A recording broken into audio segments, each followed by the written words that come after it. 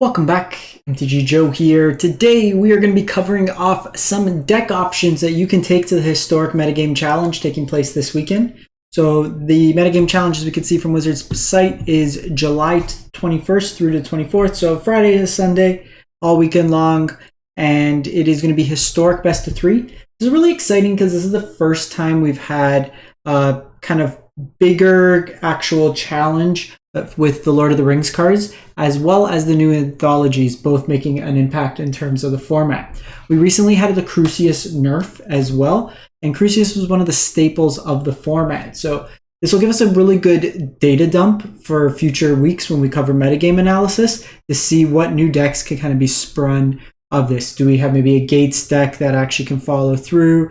A Dredge deck maybe make its way through best of 3, Lotus Field combo maybe, but we're going to take a look, see what's going to be kind of working right now. So I've kind of went through and pulled what I could from existing decks that didn't change too much with the most recent set and anthologies, a couple decks that are going to kind of change, and then just some general options in terms of what you're playing. My intent was to farm as much as I could with the Rakdos deck. I had something like a 70% win rate with at least my variant of it. They're pretty much all the same, just pet cards here and there. Instead, they nerf Crucius, so I think it still could be reasonable. I'm going to give it a run at the very least so I can get a feel to see if this is still something that is reasonable in terms of approach. But we will take a look and jump in. I'll timestamp and paste all these deck lists, so don't worry about copying it. In no particular order with this week, this is the Abzan Sacrifice, the Samwise combo. So this one's got like mid 60% win rates, and it is an infinite combo with Samwise Gamgee, Cauldron Familiar, and Woe Strider. Basically, you can infinitely drain out your opponent and kind of win through that. You could win through the ring protection as well. And then you have the backup plan with this deck being Blood Artist, Zulapur Cutthroat, kind of drains these deck with the Priest of Forgotten Gods. Very powerful to like Bowmaster. This is kind of the new staple of the format in terms of if you're playing creatures with 1 toughness, you better watch out because Bowmaster is going to come and pick off things. So it's really a consideration. Things like even Llanowar Elves or Esper Sentinel, Thalia, cards that normally would see a lot of play. Like I think Bowmaster really pushed out that humans deck. It's just really not that reasonable in terms of an effect. Similarly, I think Bowmaster can punish blue-white control pretty well. Things like Teferi doesn't feel so great drawing an extra card every turn, as an example. You got the One Ring for card advantage, Collect a Company to kind of find your pieces, as well as Tyvar, which can mill over. It also gives Priest of Forgotten Gods or Delighted Halfling pseudo haste to activate their abilities. So fairly resilient combo piece of a deck. You have a Jengantha Companion, Bone Shards, Fatal Pushes removal, Thought Seizes for hand hate, Meat Hook Massacre as a sweeper, and another way to kind of drain out your opponent. Scavenging Ooze for Graveyard Hate, and then Terra Sunder. I think Terra Sunder is really well positioned right now. The kind of lowest end is it's 4 mana to exile any non-land, but things like the Ring are going around, any sort of random enchantments, anything of that nature can play really well in that regard. From there, we'll look at Dimir Ninjas. So this is kind of a low-key deck that you frequently will run into like the odd person in high mythic playing this deck, 68% win rate. And this deck has a bunch of different buffs actually. We're so used to talking about nerfs, but we're going to talk about buffs. So Thousand Faced Shadow, 1 mana, 1/1, ninjutsu of 3, enters the battlefield from your hand. If it's attacking, create a token copy of another target attacking creature. That token enters the battlefield tapped and attacking. So you can get some cool value by like copying, for example, a Silver Fur Master. You can copy Bowmasters. You can copy Moon Circuit Hacker. So like a whole bunch of things. You have the Saiba Cryptomancer as a flash backup to give hexproof. So like a creature that can also be rebought through ninjutsu to give you the value of hexproof to protect your stuff. And then you have the Retrofitter Foundry combo with both Ornithopter as well as Changeling Outcast, which counts as both a ninja and a Thopter in this particular deck. So you get that value there. Fatal Pushes, Fairy Seers is a way to kind of scry off the top to find you action, and then some Spell Pierces as well. Luris Companion, cut downs for removal, so just more cheap removal to supplement the fatal pushes, Soul Guide for graveyard hate, Thoughtseize for hand hate, Dokuji silencers, so this is a way to have kind of creature removal through discard, Bind to Secrecy as counters, Thieving Skydiver to steal artifacts, steal your opponent's ring, steal like whatever relevant artifacts there, Viconia for graveyard hate, a Dispute for counters, and Witch's Vengeance as a kind of sweeper for the go wide strategies. Could be that like with Dispute, you just want like another Bind to Secrecy might be more relevant, just being a hard counter in some matches. From there, we're going to look at Rakdos Midrange. So this was the one that pre-ban was the highest win rate. This was largely the same deck configuration I was playing, except I was playing Go for the Throat over Heartless Act. There's a lot of incidental ways for things to get counters, even something like Woe Strider Unearth. I like Go for the Throat. While you're a little weaker to the artifact decks, I haven't honestly seen an artifact deck on the ladder in some time. But usually that 2 mana slot, you have to pick your poison in terms of what you want to play. There has been, like at least from what I've seen, a slight decline on like the Reanimator and Atraxa decks. So maybe even something like Power Word Kill could be relevant. Where like last qualifier weekend, I was playing a Power Word Kill and Atraxa's an Angel, which really kind of screwed up my game. But this version here of the deck is going up into Invoke Despair. A card that people have been playing as well in some numbers is Will Pact Bond Duelist. So this is something you can tutor with Crucius, and it could come into play. You can steal your opponent's Shieldred or your opponent's ring, and then with its Specialize, you can sacrifice it and get some value there. So there's a couple different variants, but the black one, it basically is a Punisher effect. They either let you draw 3 cards or they lose 5 life. So I'd probably play some numbers of that in the 75. As mentioned, Crucius got nerfed. It is now a 3/1, so it dies the Bowmaster. So it'd be interesting to see. And like I said, I'm going to play at least a run with it to see how it plays out in terms of whether or not this card is still relevant and relevant in the 4 of numbers. Do we maybe want to change some of the numbers and go to Graveyard Trespasser or something like Bone Crusher Giant Stomp to get around the ring protection? All considerations there. I was also playing a couple copies of Blood Tithe Harvester still. I liked having access to that in the main. It gave me something to like with Blood. So I was 23-7 with the deck. So I was doing a split, Go for the Throat, a Braid. I was playing a bit in best of 1, so the deck was slightly tweaked. But I liked having access to the Blood Tithe Harvesters as a 2-of. Just to be able to have something that could copy with Kiki and get some value in that sense. I was doing 3 of Shieldred, 2 of Inquisition as kind of the cuts to fit in the Blood Tithe Harvesters there. But from there, we'll go to Jund Midrange. Oh, sorry, I forgot to the sideboard. So Pithing Needle for activated abilities, Impacts for more removal, Licensors for graveyard hate, Brotherhood's End for sweepers, Go Blank for hand hate and exile, Liliana for kind of the grindier matchups. I don't like Knights of Souls Betrayal. I would rather just play like another sweeper, to be honest. The thing is, it's decent against goblins, but then goblins usually can stack at that point. And against Sam combo, it actually just allows them to combo without a sacrifice outlet because the cat comes back and just dies. So it actually does worse for that combo than actually intended. And that by playing Knights of Soul Betrayal, before you could take out your 4-drops, but given the power of the Ring and Shieldred, it's usually not worth it in that regard. So I usually just bring in more removal, have some options like that. Peer into the Abyss combos with Shieldred, so it's good against like Mono Green Devotion and kind of the combo decks when you need to go over the top of them.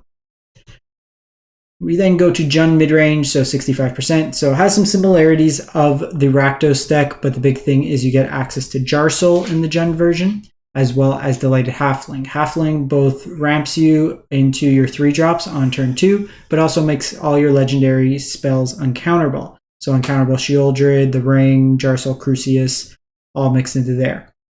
Still have your Fatal Pushes, Thoughtseize, some Plunders as additional discard, Mainboard, Terra Sunder, Bowmasters mixed into there, and then a copy of Peer into the Abyss. In this version here, it's also playing Plaza of Heroes in addition to these legendaries, and then a single copy of Mount Doom. to kind of sack with the ring as a sweeper. I know some folks have been playing Abundant Harvest as well as a card. It's a cheap spell to provide you early land drops if needed, or late game gas, and it allows you to start the Jarsoul train on 1 with a proactive spell, regardless of whether your opponent has like cards in hand or doesn't have any creatures. Ancient Grudge for graveyard for artifact hate, Back to Nature for enchantment hate, Gaia's Blessing for the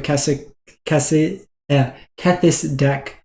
Go for the Throw, Terra Senders, more removal, Undercity Plunder for discard, Unlicensed Hearse for graveyard hate, Obnixis for the kind of control grindy matchups.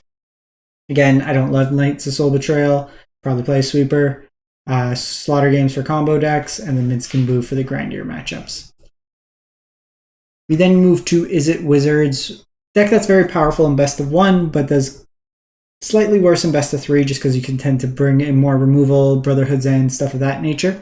The big thing the decks have switched to is the sorcery speed package, but with the Ring Tempts You mechanic.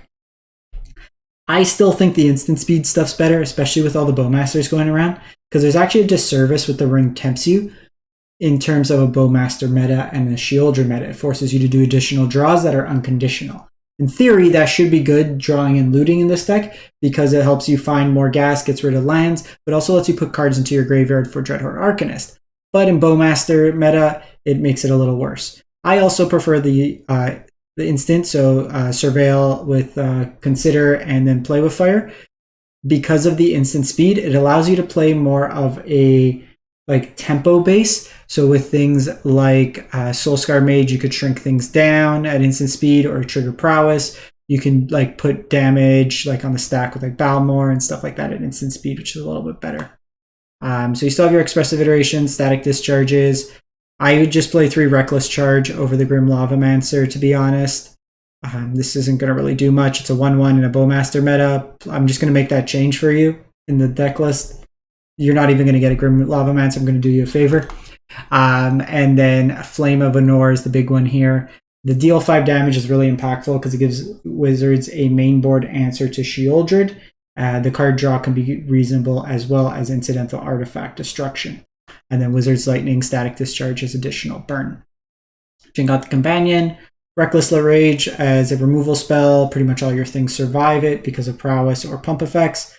Graveyard Hate, Tempo Hate, Artifact, and just general removal. More Graveyard Hate. The Sweeper here, to me, doesn't make much sense.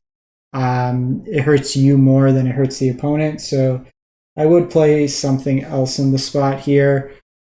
Whether you want like a Planeswalker, or there is the 2-mana red instant from Lord of the Rings to deal 1 damage to 2 targets, or exile target artifact. I would probably play that. Helps you deal with the ring. You yourself can play the ring if you'd like. There's a couple different options there, but some mystical disputes. Never really quite liked the Brotherhood's End in a deck that hurts you. Like, people are bringing in Brotherhood's End versus you. Why sweep your own board type thing? So then the next deck, so this one's from the Nerdy Steve. So this is the Yawgmoth combo deck. So from all the versions, he's got a 71 and 29 record. So pretty much 100 games, 72% win rate. So I'm going to pop over to Arena. It's easier to show the deck here. So the big card that this deck got was Court of Calling.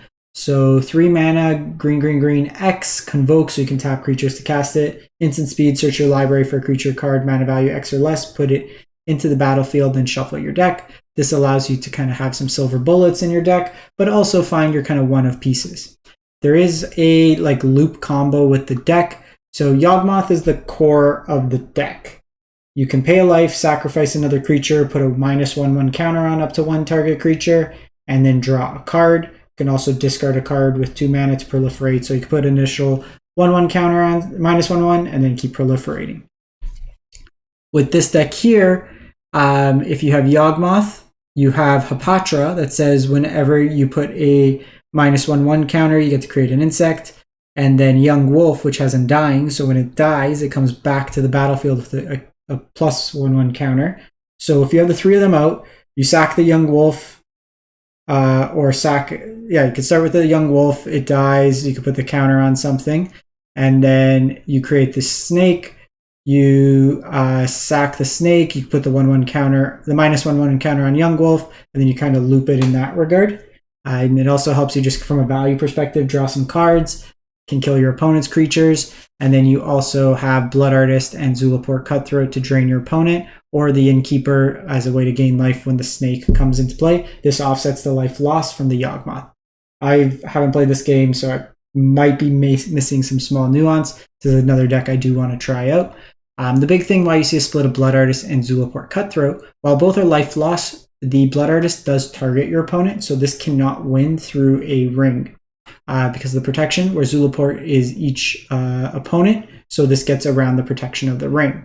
You have Delighted Halfling for ramp, your Orcish Bowmasters, and then Fatal Push Thoughtseize. It also has a Karn package, which will cover one ring, a couple copies, as well as Shieldred, which can be targeted from the Court of Calling to find that copy there. Within the Karn board, you have access to Haywire Might, which is kind of at a premiere in terms of just general removal. This is going to provide you a 1-mana answer to exile the ring, which is really impactful, also gains you some life. Pithing Needle for activated abilities. Stone of Eric is really good against the Sam combo or anything that's going to have creatures dying because they get exiled instead. And this is also be Graveyard Hate. Scavenge News for Graveyard Hate life gain. Terra Sunder catch-all removal. Assassin's Trophy catch-all removal.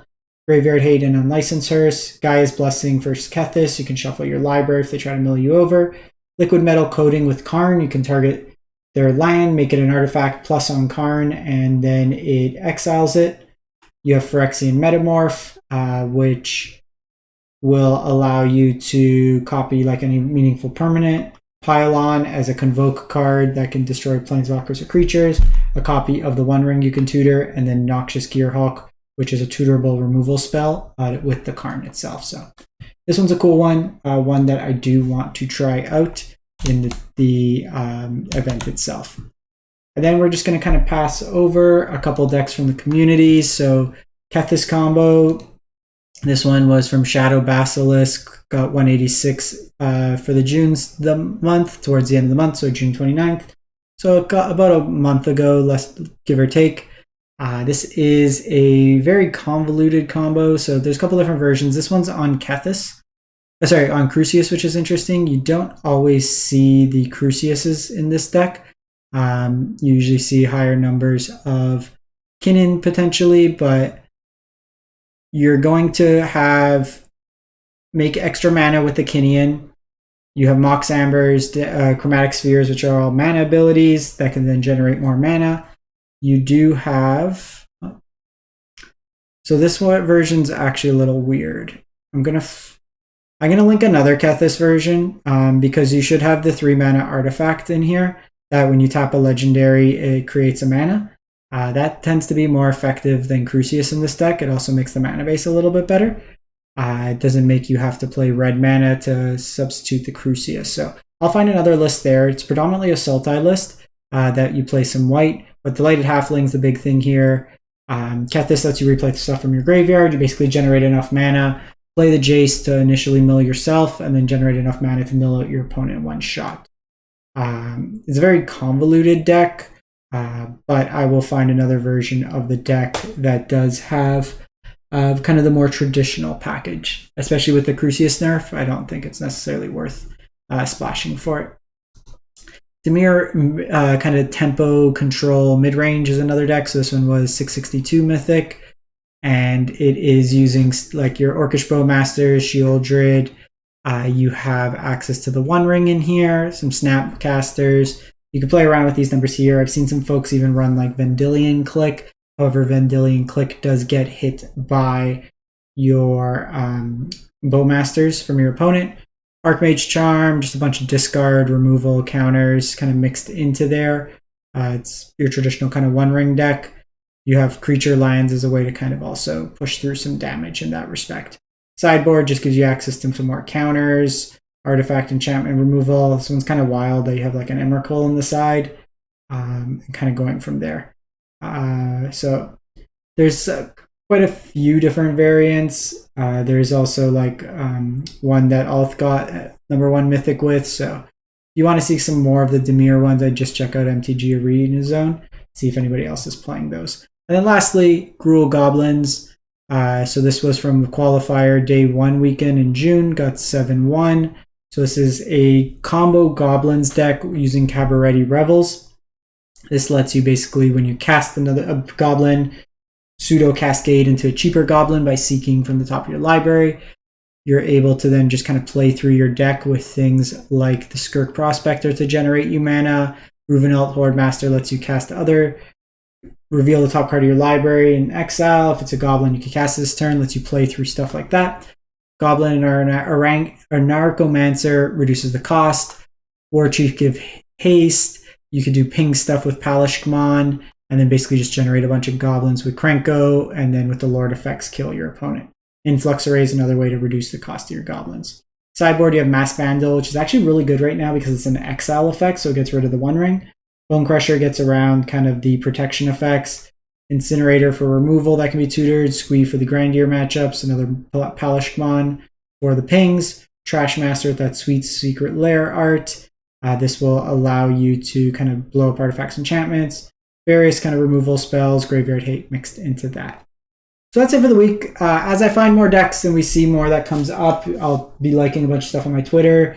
And then I will also try to paste as many deck lists in the comments as things come up throughout the week. But let me know what you're interested in playing, if you kind of found something you liked.